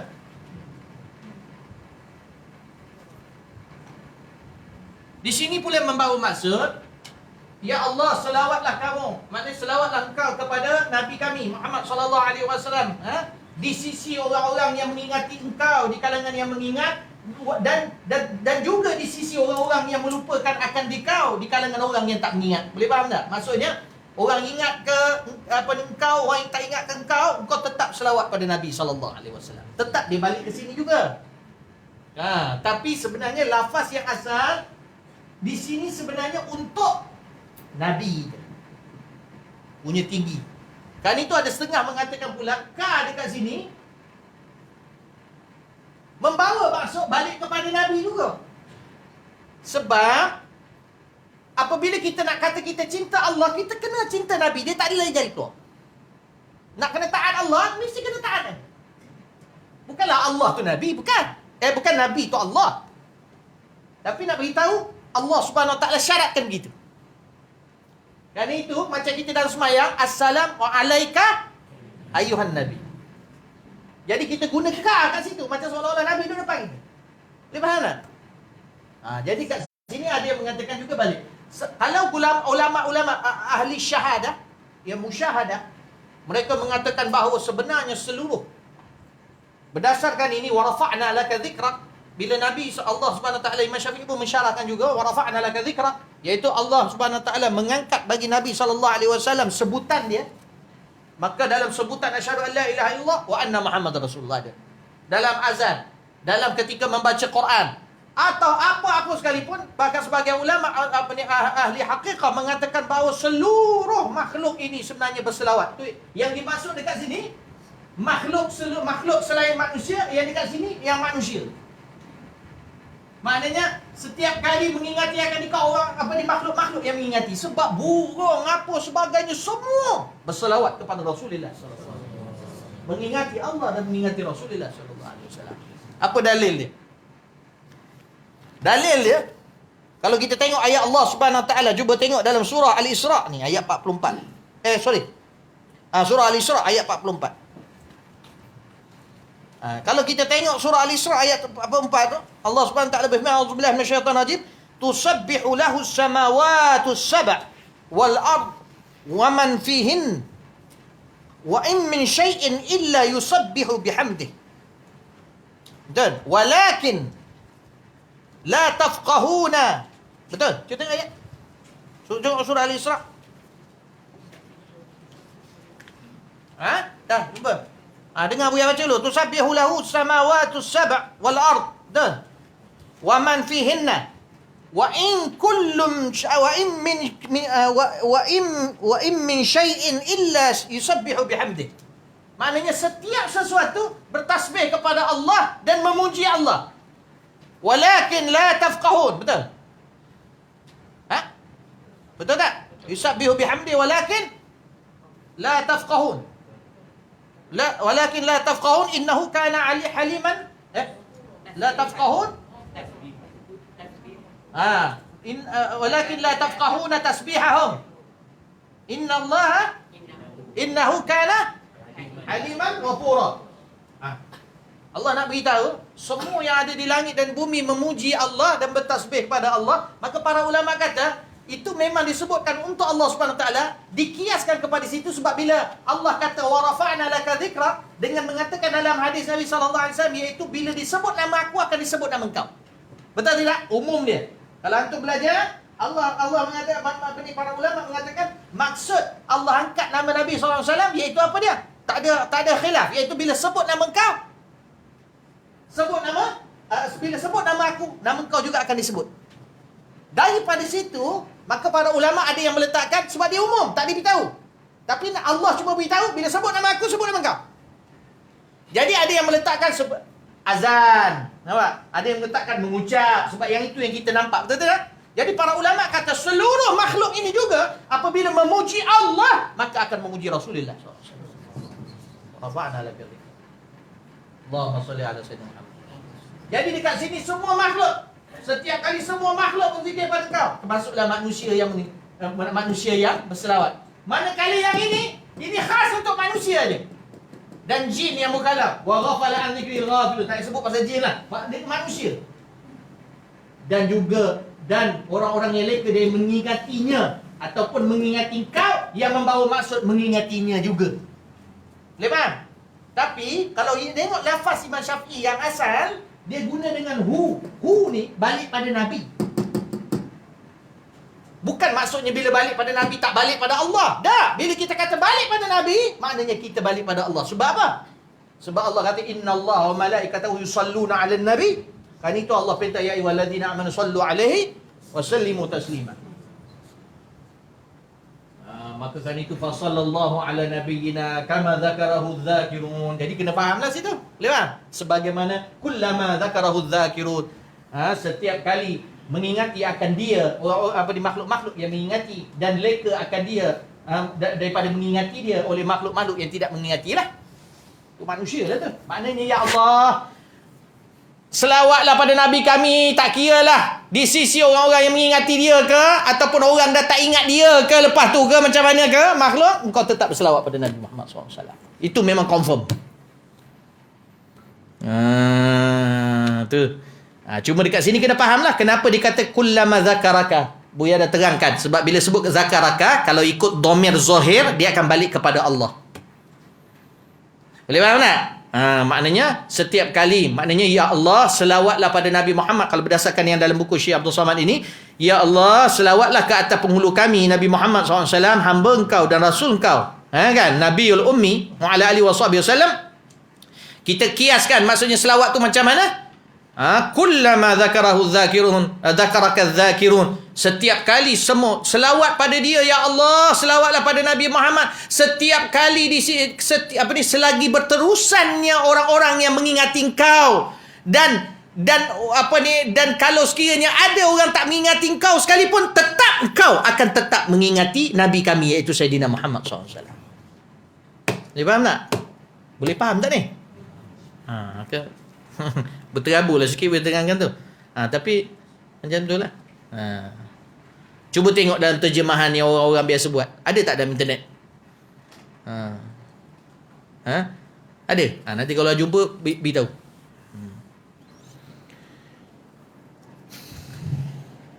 Ini Buya terus ambil daripada kitab Risalah.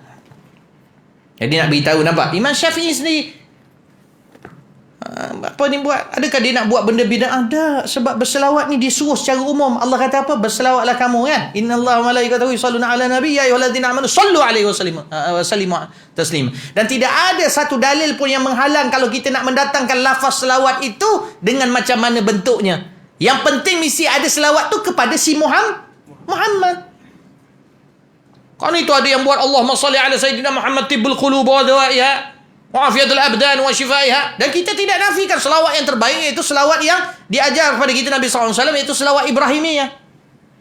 Allahumma salli ala sayyidina Muhammad wa ala alihi wa sahbihi. Allahumma salli ala sayyidina Muhammad wa ala ali Muhammad kama sallaita ala sayyidina Ibrahim wa ala ali sayyidina Ibrahim wa barik ala sayyidina Muhammad wa ala sayyidina Muhammad. Bahkan ada lafaz wa azwajihi wa dhurriyyatihi, ada lafaz yang begitu datang dari hadis Nabi SAW. Tak salah benda tu. Sebab itulah kadang ada setengah diguna juga hujah mimpi Imam Asbahani tu, walaupun Buya faham benda tu tak boleh jadi hujah sebab dia mimpi. Dia faham lah? Jadi kena faham kat sini kullama dzakaraka dzakirun wa ghafala an dzikrikal ghafilun wa radiyallahu tabaraka wa ta'ala an sadatina ashabi sayyidina Rasulillah ajma'in. Dan Allah meridai dan memberi keberkatan kepada penghulu-penghulu kami di kalangan sahabat-sahabat Nabi SAW seluruhnya ajma'in. Wa hasbunallah wa ni'mal wakil. Ni hadis-hadis dia, wala haula wala quwwata illa billahil aliyil azim. Kadang sahabat-sahabat ni dia dengar banyak tau Nabi baca lepas sembahyang. Dan ada ketika Nabi baca begini. Jadi sahabat ni meriwayatkan. Nampak tak? Terima kasih pada para ulama kita yang menyusunkannya. Maka ada yang susun begini, ada yang susun begini. Nampak tak? Ya khair, terima lah. Janganlah sombong pula. Kadang-kadang kita tak jumpa hadis tu. Ulama yang menyusun tu jumpa hadis tu. Kita tak jumpa. Kita kata ni tak ada ni. Tak ada asal ni. Jangan begitu. Kan itu ulama-ulama muhaddis yang berakhlak, mutawadhi', selalu antum tengok dalam kitab-kitab Arab, dia akan kata lam ajid lahu aslan. Dia kata aku tak jumpa asal hadis ni. Boleh faham tak? Maknanya aku yang tak jumpa dekat situ maksud dia. Mungkin orang lain jumpa. Ada adab dia. Ada yang sebut dengan kalimah terus la aslalah, tidak ada asal bagi hadis ini. Hakikatnya pada dia lah. Boleh faham Kau apa dah? 11.20 dah. Kita habiskanlah hadis ni. Apa ni? Astaghfirullah. Lepas tu Astaghfirullah, Astaghfirullah, Astaghfirullah. Nampak? Ini dia letak semua lepas semayang. Kita kadang-kadang ulama kita, tok guru pondok kita kan, dia letak masa lepas Yasin kan. Ya Latif. Macam mana? Ya Kafi. Ni biasa Ramadan kita baca ni kan. Ya Hafidhu Ya Syafi. Betul ke? Itu lagu Buya. Ya Latifu Ya Kafi Ya Hafidhu Ya Syafi. Kadang yang ikut-ikut Ya Latifu Ya Kafi Ya Hafidhu Ya Syafi. Allah Ya Latifu Ya Wafi Ya Karimu Antallah. Lepas tu baca La ilaha illallah sampai habis, sampai 10 kali. Para ulama kita letak kat mana?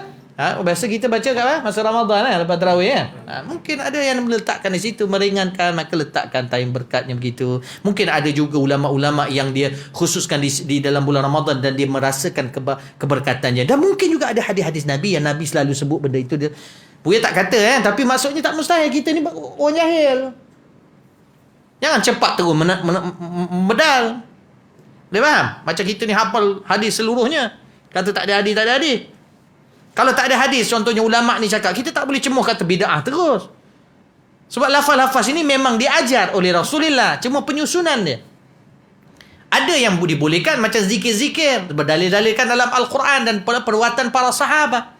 Tapi ada yang tak boleh main susun sendiri. Contoh semayang. Bila dah kata 4 rakaat, tak bolehlah susun jadi 4 rakaat. Baca Fatihah. Ini dia bubuh Fatihah dekat rukuk. Mana boleh? Engkau pandai-pandai susun macam tu tak boleh. Sebab itu susun yang sudah jazam. Tapi manakala zikir ini susunan yang tidak jazam. Nabi letakkan begini. Rahmah pada kamu. Tapi kena rujuk pada ulama. Takutkan tiba-tiba yang jazam kau susun. Pandai susun pula. Tak boleh lah. Ilmu Allah ni luas. Bukan dengan kaji macam ambil sijil ni. Lepas tu biar tu setengah beritahu lah. Minta maaf. Bukan pasal sakit hati ke apa. Tapi memang orang yang ambil PhD kat Malaysia ni, dia taklim. Dia pandai menulis. Dan dia kaji sana kaji sini, kopi sana kopi sini. Lepas tu buat, lepas tu baik. Jadi bahaya. Tu pasal kadang-kadang ada tok guru ni cuba nak ambil tu PhD tu. Tujuan dia biar betul-betul layak PhD tu dan dia alim. Bukanlah semua orang ni PhD tu alim, sebab ada yang background macam Mufti Kuala Lumpur sekarang. Itu background dia mengaji pondok apa sebagainya, dia dah alim. Betul? Lepas tu dia pula ambil PhD dalam kategori usia dia muda kan? Boleh lah. Alhamdulillah lah dia pandai pula bahagian tu. Dia sabar dalam menulis tu. Tapi nak beritahu, kebanyakannya bukan pasal ilmu. Pasal terror menulis. Itu pasal ada pelajar-pelajar yang sekarang ni pula ada sistem yang lepas ijazah, kalau ijazah dia dapat tinggi, dia terus lompat buat PhD. Lepas tu dah digelar pakar sekian usul fiqh. Macam mana pakar? Bila kau mengaji usul fiqh, kau tak laki berapa kitab? Mengaji ilmu bukan macam tu. Itu tak ada ilmu tu. Tu pengkaji yang panggil. Itu pasal Dr. Zakir Naik. Dia pengkaji berbanding dengan agama. Tapi dia tidak alim. Bukan boleh nak merendahkan. Itu memang dia tidak alim fiqh, alim tauhid. Dia tidak. Cuma dia mengkaji. Dia dapat maklumat banyak. Tapi nak kata dia tuan guru yang alim, tak boleh lagi. Dia pengkaji. Memang hebat. Dia hafal di bawah otak dia cepat. Dia boleh menghafal apa sebagainya tu. Try lah. Buka Bible, hafal Bible tu. Dia boleh hafal. Tapi adakah alim? Tak boleh kata alim. Tapi dia mengkaji, dia tahu. Dan dia dapatlah insya-Allah ilmu tu. Cuma nak beritahu kalau kita nak jadikan guide dan sebagainya dalam ilmu tauhid, ilmu fiqh tak boleh. Mungkin dalam perbandingan agama boleh. Sebab dia tidak mengaji ikut cara dia. Mungkin kita tak tahu juga. Takut dia ada talaki ke apa kan. Kita tak tahu. Itu pasal. Tapi tengok daripada penyampaian. Sebagaimana tok guru kita lah yang cakap. Maknanya dalam bab tauhid apa semua. Nampak dia cenderung ke arah Allah di langit dan sebagainya. Tak betul lah. Tak kenalah dengan ahli sunnah wal jamaah. Nampaklah maknanya dia mengkaji. Bukannya menuntut ilmu secara talaqi macam yang kita belajar. Ini yang dibuat oleh negara kita. Kadang-kadang PhD ambil master ni, dia mengkaji je. Copy paste. Kalau yang malas tu copy yang cerdik pandai ni, dia boleh copy. Dia bukan alim pun. Lepas tu Viva dia baca balik dia punya tu, dia terangkan. Bahaya. Ni dengar pokok ni marah. Lepas ni tak payah rekod dah lah, supaya dia orang ni datang. Kan Aziz nak ikut aja online aja. Okey, Allah Ta'ala alam. Lepas tu baca apa? Allahu ya latif tu, la ilaha illallah. Kemudian maka ucap olehmu, la ilaha illallah Muhammadur Rasulullah, kalimatun haq, alaiha nahya, wa alaiha namun, wa alaiha wa biha nub'ats, insyaallah ta'ala minal aminin, birahmatillahi wa karamihi. Sini ada baca tak akidah mujmalah? Lepas wirid ada baca akidah mujmalah. Kalau boleh baca akidah mujmalah, ikrar. Bagus tu. Tu tiba-tiba Allah tarik nyawa kawan-kawan yang antum ikrar dah. Mana akidah mujmalah? Macam pelajar-pelajar kita baca. Lepas ni baca. Bawa letak tampal kat dinding. Al-aqidah ni aqidatul awam. Aqidah al-mujmalah. Ada? Ada? Cari. Kan semua buaya nak sedia, semua buaya nak baca. Tu ada. Tu ada. Wa ba'du fa inna tu apa semua tu kan? Ni baca ni. Kalau boleh antum sebelum kelas mula baca ni. Kurang-kurangnya kita kalau tak dapat mendalami ilmu tauhid sampai habis pun sebab umur kita ni, kurang-kurangnya kita dah sebut sesuatu yang asas. Tu wa ba'du fa inna walhamdulillah qad radina billahi rabba. Ikrar setiap Selasa Khamis. Tiba-tiba Allah jemput di antara itu, masya-Allah, khair insya-Allah. Iaitu kami redha bahawa dengan Tuhan sebagai Allah sebagai Tuhan, Islam sebagai agama, Nabi Muhammad sebagai nabi dan utusan Allah. Wabil Quran imama, Quran imam kami. Wabil Ka'bah qiblatan, Ka'bah qiblat kami. Wabil mu'minina ikhwana, dan mukmin para mukmin saudara kami. Watabarra'na, ni penting ni. Watabarra'na min kulli dinin yukhalifu dinal Islam. Kita ikrar dan kami bebaskan diri kami tak campur kepada segala kepercayaan atau agama yang berlawanan dengan agama Islam. Wa amanna bi kulli kitabin anzalahu Allah, dan kami beriman dengan setiap kitab yang diturunkan oleh Allah. Wa bi kulli rasulin arsalahu Allah, dan setiap rasul yang diutuskan oleh Allah. Wa bi malaikatillah, dan malaikat-malaikat Allah. Wa bil qadri khairi wa syarri wa bil yaumil akhir. Wa bi kulli ma jaa bihi Muhammadur Rasulullah sallallahu alaihi wasallam, dan kami beriman dengan setiap semua. Terus macam tu je. Mungkin kita tak dapat belajar semua kan? Tapi setiap semua yang didatangkan dengannya oleh Nabi Muhammad sallallahu alaihi wasallam, kami beriman dengannya. Wa ala dzalika nahya. Ni yang empat yang best. Rasa selamat, rasa yakin, iaitu kata apa? Dan ke atas yang kami sebut semua ni daripada awal sampai habis tadi, kami akan hidup dengan kata-kata kami itu. Wa alaihi namut, dan ke atas yang kami sebut semua tu, yang kami ikrarkan semua tu, kami akan mati dengannya. Wa alaihi nubas, dan kami akan bangkit dengan apa yang kami sebut ni. Maksudnya niat itu sebut untuk kita mudah-mudahan dapat amalkanlah. Insya-Allah minal aminin. Ni disebut insya-Allah minal amini, dan dengan izin Allah dan kehendak Allah, insya-Allah kita ni semua dari kalangan orang-orang yang aman besok. Selamatlah. Allazi la khaufun alaihim. Siapa orang yang aman ni? Yang tiada ketakutan ke atas mereka dan tiada kesedihan.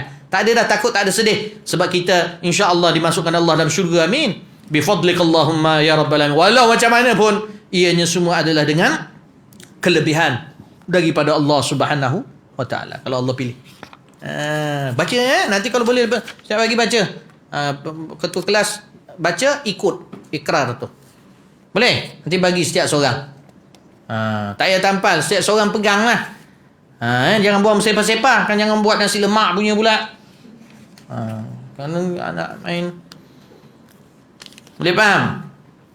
Lepas tu jangan bersangka dulu pula. Kadang-kadang kita ni ada buku wirid, kadang ada kertas ni, contohnya dah dibagi-bagi. Buya, saya sebenarnya sepanjang mengaji dengan Buya ni, kertas-kertas yang Buya bagi wirid tu apa semua saya baca, tapi selalu hilang. Saya rasa macam Allah macam tak suka saya ke tu sangka buruk. Engkau dah dapat datang sini tu, kira Allah suka lah engkau. Maknanya apa-apa kita ni kalau ni jangan bersangka buruk pada Allah. Maknanya usahalah di situ Allah nak beritahu, engkau kurang kat sini, usaha lagi supaya maintain benda tu. Kadang-kadang syaitan macam siwak kan, Habib Ghazim cerita. Siwak kadang-kadang kita ni nak semangat, tapi jujur betul nak semangat amal siwak, masa tu asyik hilang siwak. Letak kat poket, letak kat bantal. Siwak kan sebelum tidur orang letak kat bantal. Kalau kat Yaman kami siwak letak siwak tu kat tepi. Sebab bangun nak siwak pula. Lepas tu basuh lah. Ada yang buat macam tu setiap pagi tak basuh-basuh. Mak dia punya bau. Lepas tu basuh bangun tu cari.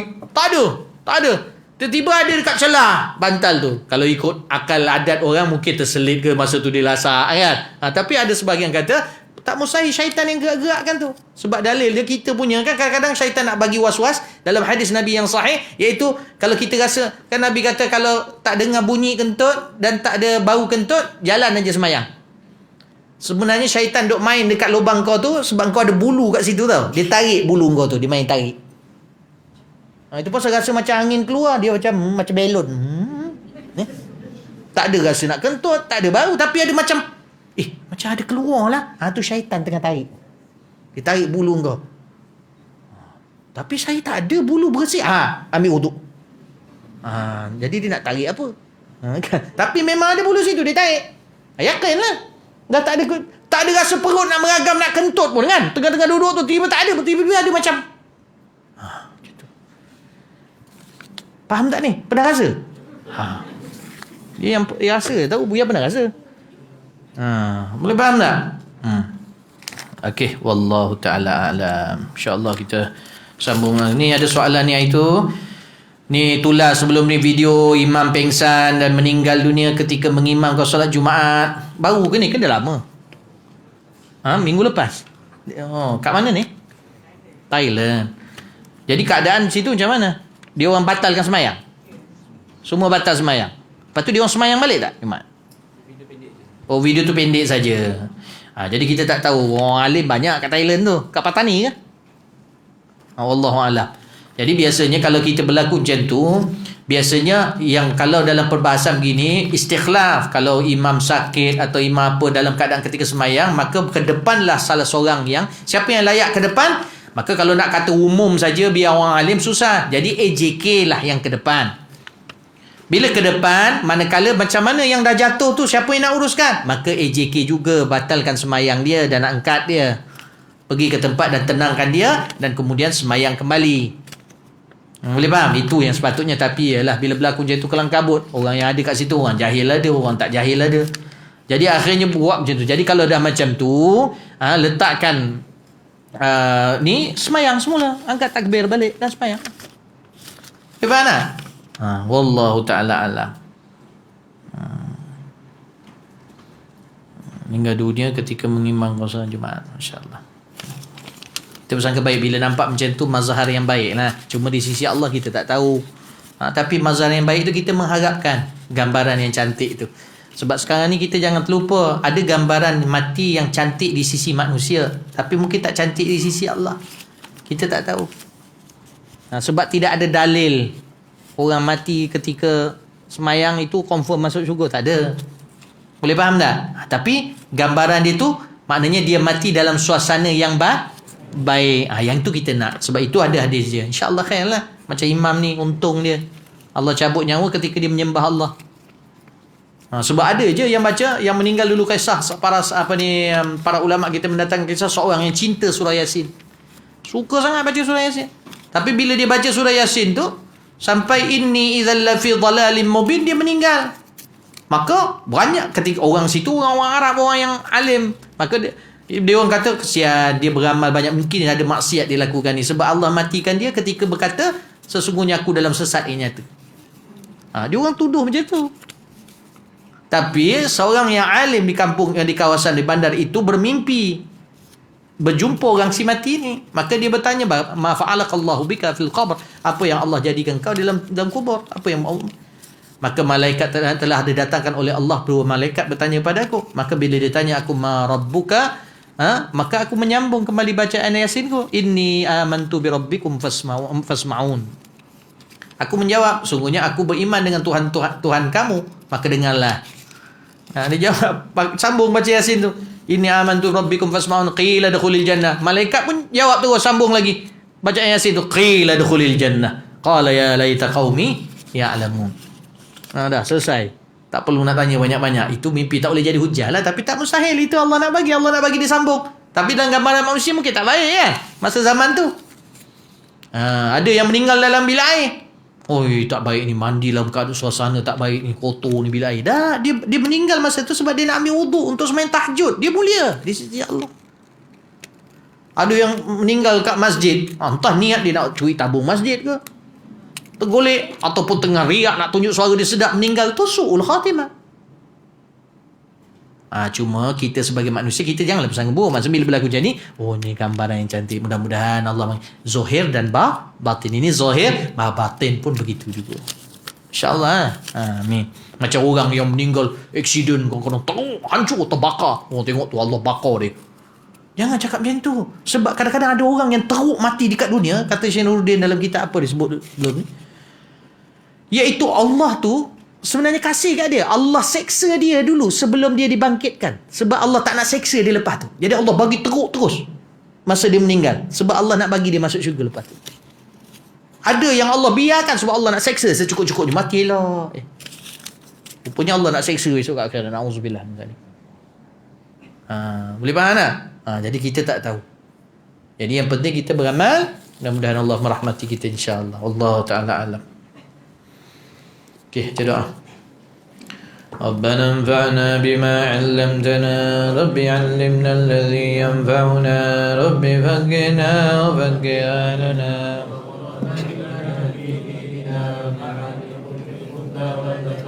ربي وفقنا ووفقهم لما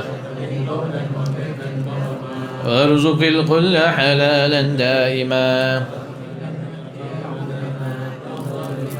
ونكفى كل شر ربنا أصلح لنا كل الشؤون وأقر بالرضا منك العيون واقض عنا ربنا كل الديون واغفر واستر أنت أكرم من ستر وصلاة الله تنشى المصطفى من إلى الحق دعانا والوفاء وعلى الآل الكرام الشرفاء وعلى أصحاب المصابيح الغرار اللهم اهدنا بهدى واجعلنا ممن يسارع في رضاك تولنا وليا سواك ولا تجعلنا ممن خالف أمرك وعصاك وصلى الله على سيدنا محمد وعلى آله وصحبه وسلم الحمد لله رب العالمين لحظة أبدا عدد خلقه ورضا نفسه وزنة عرشه ومداد كلماته يا ربنا اعترفنا بأننا اقترفنا وأننا أسرفنا لا نرضى أشرفنا فتب علينا توبة تغفر لكل أوبة واسجد لنا العورات وآمين الروعات واغفر لوالدينا ربي ومولودنا والآل والإخوان وسائر الخلان وكل ذي محبة أو جيرة أو صحبة والمسلمين أجمع آمين يا ربي اسمع فضلا وجودا منا منا بالمصطفى الرسول نهضى بكل سول بالمصطفى الرسول نهضى بكل سول بالمصطفى رسولي نهضى بكل سولي صلى وسلم ربي عليه عند حبي وآله وصحبه طش السحب والحمد لله في البدء والدناء سبحان ربك رب العزة عما يصفون وسلام المرسلين والحمد لله رب العالمين في كل لحظة أبدا لنا خلقه ورضا نفسه وزنة عرشه ومداد كلماته اللهم صل وسلم على جميع المحامد من به تفرج الكروب تكشف الشدائد سيدنا محمد وآله وصحبه يا حي يا قيوم يا واحد. Khair insyaAllah. Masing-masing jangan lupa mendoakan, sentiasa mendoakan tempat pengajian tu ni, pondok ni, Modul Saadah Darain. Allah SWT pelihara dan Allah meneruskan, mugi taufik, dan Allah mendatangkan orang-orang yang jujur dan soleh dalam nak berkhidmat pada agama Allah. dan minta Allah bersihkan orang-orang yang kotor, orang-orang yang tidak ada niat yang baik. Jadi kalau keras sangat doakan langsung tak ada, sebab zaman sekarang susah nak cari pula.